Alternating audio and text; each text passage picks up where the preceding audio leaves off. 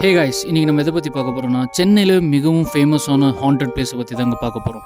அதோட பேர் தான் டிமாண்டி காலனி. எஸ், டிமாண்டி காலனின்ற பேர் எதுக்காக வந்துச்சுன்னு பார்த்தீங்கன்னா, போர்ச்சுகல்ஸ் பிஸ்னஸ் மேனோட பேர் தான் டிமாண்டி.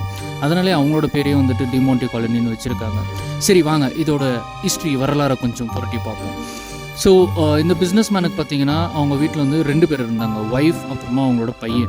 அவங்க 2 பேருக்குமே மென்டலி அன்ஸ்டேபிளாக இருந்ததுனால அவங்க 2 பேருமே மர்மமான முறையில் இறந்து போயிட்டாங்க. அவங்களோட இறப்புக்கு அப்புறமா நம்ம பிஸ்னஸ் மேனுக்கு வந்து பார்த்திங்கன்னா மிகவுமே டிப்ரெஷனில் போயிடுறாரு. அது மட்டும் இல்லாமல் இதை யோசித்து அவரும் வந்துட்டு ஒரு நாள் செத்து போயிடுறாரு.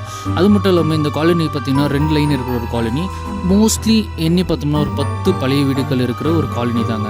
இங்கே வந்துட்டு ரொம்ப மிகவும் பழமையான மரங்களை நீங்கள் பார்க்கலாம். ஸ்ட்ரீட் லைட்ஸே கிடையாதுங்க இந்த ஸ்ட்ரீட்டில் நம்ம பார்க்க போனோம்னா. அது மட்டும் இல்லாமல் இவரோட மரணத்துக்கு அப்புறமா நிறைய பேர் வந்துட்டு டிமாண்டி வந்துட்டு அந்த ரோட்டில் நடந்து போகிறத பார்த்துருக்காங்க. அது மட்டும் இல்லாமல் அவர் உட்காந்துட்டு இருக்க அந்த ஒரு ராக்கிங் சேர்னு சொல்லுவோம் இல்லைங்களா, அதுவும் வந்துட்டு அப்பப்போ வந்துட்டு மூவ்மெண்ட் ஆகிருக்கிறதுன்ட்டு அந்த வழியாக நடந்து போனவங்க நிறைய பேர் அதை விட்னஸ் பண்ணியிருக்காங்க.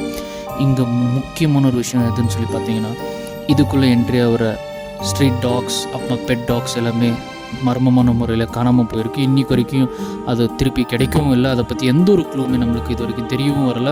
அது மட்டும் இல்லை, ஒரு வாட்ச்மேன் வந்துட்டு போட்டிருக்காங்க, அவரும் மர்மமான முறையில் இறந்தும் போயிருக்காரு. இதுக்கு எல்லாத்துக்குமே முக்கியமான காரணம் டிமாண்டி தான் சொல்லிட்டு சொல்கிறாங்க அங்கே இருக்கிற மக்கள். இதை பற்றி உங்களோட கருத்துக்கள் என்னன்றதை கமெண்ட் பாக்ஸில் தெரிவிங்க.